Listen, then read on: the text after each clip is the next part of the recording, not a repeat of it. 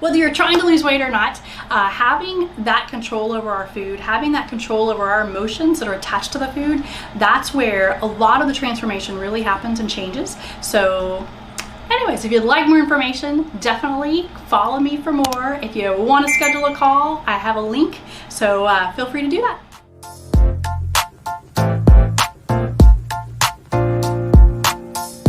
Dr. Kapavik here, and I have a couple of stories from today. So as you know, I still see patients pretty regularly, obviously. And one of the patients I am working with is actually a registered dietitian. And as you know, we all have challenges. Even those of us that know a lot about a certain topic, we all have challenges as well. So what was interesting is, like, as a registered dietitian, she's very aware of what she's eating and very aware of the guilt that she feels when she eats something that may not be on her list of things that she should be eating. So with that being said, what we're working on is really shifting that mindset, because remember, the power of the mind is more powerful than just about anything. It truly, really, truly is. So we're shifting her whole mentality about the guilt. Now, the key is we want to be able to, you know, what I always tell people, we're like 80 to 90% of the time, we want to be eating really well, feeding ourselves really well, eating really clean food, lots of great vegetables, the healthy fats, the healthy proteins, all those great things. And so that leaves that 10 to 20% of our life and our time. So we can enjoy ourselves if we are at a birthday party and there's a birthday cake. We don't have to feel guilty because, oh, it's all sugar. And a lot of times, I'm sure you might have heard that whole term about, like, oh, if I eat a donut it sticks to my butt. You know, there's always people saying things like that. The key though to remember is when we say things like that, we create things like that. We start to literally create those things in our life. And if we have that belief about a certain food, that belief that it's so negative that if we eat it, it can have that much impact and power over us, it's kind of weakening us. It's weakening us to that food. Again, I'm all about overloading our body with nutrient dense food, really good quality vegetables, good quality fats and proteins, and occasionally it's okay. You know, I know there's gonna be some people that are gonna disagree with me about that, and that is okay as well. There is a different practitioner, a different coach, a different doctor for everybody, and you've got to find what works for you.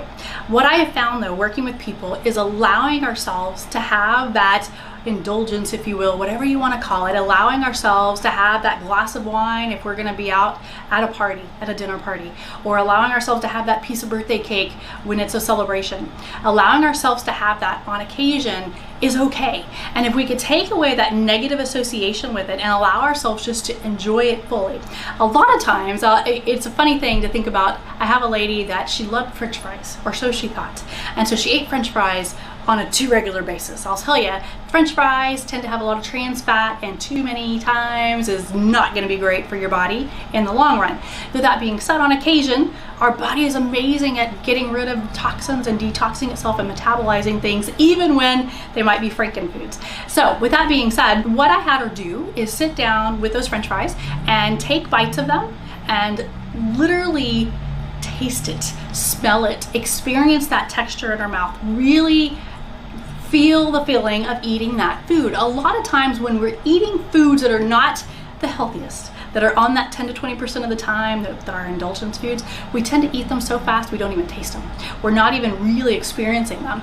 And so what she discovered is that she didn't really like French fries. She liked the salt and the quickness to eating these things. So anyways, long story short, if you're going to have that cookie or that candy or whatever it looks like, sit down and almost say, make it over the top. Make it an over the top occasion. Light a candle. You know, I know that sounds a little out there, but really experience it. Like, taste it, smell it, really feel the texture in your mouth. Because a lot of times those foods that we think we love, we don't really love. We have an emotional connection, an emotional attachment to those foods, and there's something that they're giving us emotionally. It's not about the food itself, it's about whatever emotion it is that's attached to that food. So back to my patient. She was so proud of herself because she came in and she did not feel guilty. She said somebody had made a special cake that they had brought to her work and she wanted to try it. And so she allowed herself to try it, and she allowed herself to really taste it and enjoy it.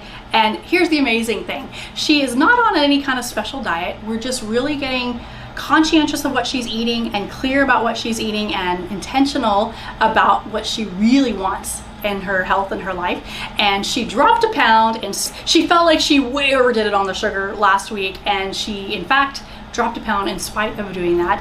And I really believe that because she allowed herself to have it and allowed herself to just enjoy it and experience it, as she was focusing on that 80-90% of the time really eating clean and taking care of her body and fueling her body, she lost a pound. So whether you're trying to lose weight or not, having that control over our food, having that control over our emotions that are attached to the food, that's where a lot of the transformation really happens and changes. So anyways, if you'd like more information, definitely follow me for more. If you want to schedule a call, I have a link, so feel free to do that.